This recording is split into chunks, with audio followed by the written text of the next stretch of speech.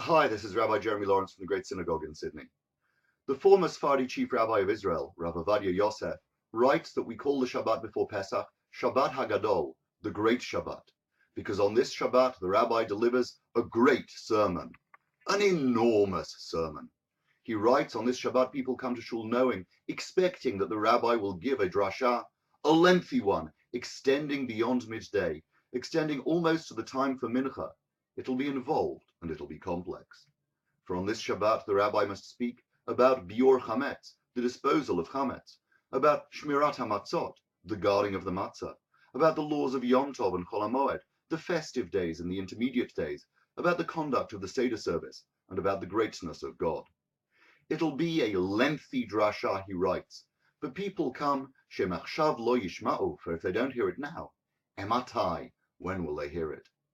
If your reaction is, what does Rav Ovadia mean? People come to shul knowing. If only we had known, we would have stayed at home and enjoyed Shabbat HaGadol as the great lie-in. If that is your reaction, if only we had known, then just for one moment consider what else there is to know.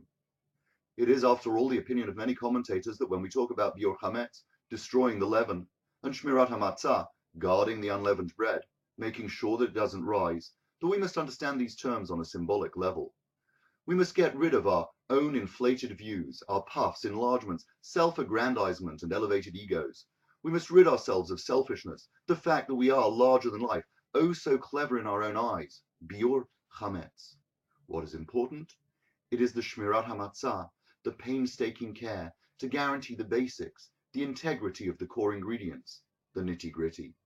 The kashering and the cleaning, the covering and the cooking must all be done just so. The freedom we celebrate on Pesach is the freedom of taking charge of our destiny, and we do that by looking in every corner of our lives and homes, a careful, microscopic scrutiny. One might think that we could stand back and shine a spotlight, pick out the chametz in the glare, but no, we hold a candle close, we look through the flickering and feel the texture of our surroundings. We cannot judge the chametz of our lives from afar, we hold a candle close, so close that we can feel the texture, so close that we can pick up the chametz and secrete it away for burning. As for shmirat hamatzah, from the point that the grains are harvested and begin to dry, we watch over them, make sure they do not become wet or corrupted. We watch over the grinding and the sifting, the adding of still water and the kneading into dough. As we bring up our families, we watch over their development, see how they are molded, pressed and influenced, because as we do that, we ensure that they reflect the core values. As we bring up ourselves, we must shomer, supervise the environment we build around ourselves.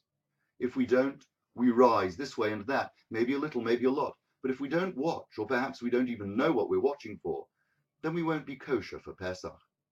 If we don't know what Jewish life is about, if we don't conduct ourselves Jewishly, if our homes are not Jewish environments, then our kids will not grow into shmura matzah or shomrei mitzvot. When our kids make their own Seder, if they do, there won't be a wise and a wicked and a simple son at the table. There'll be 4 lovely children who don't know what to ask. And just as well, because the father won't know what to answer. So this Sunday night, as soon as possible after nightfall, take a candle and a feather and a wooden spoon, turn off the lights, go through your kitchen cupboards and your drawers and your sideboard and all those places where you store your food and drink, all the places where the kids store it for you.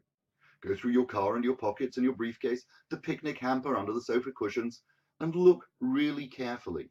Is there chametz there? If it seems a fruitless exercise, just think that you never think about God or being Jewish when you access those places normally.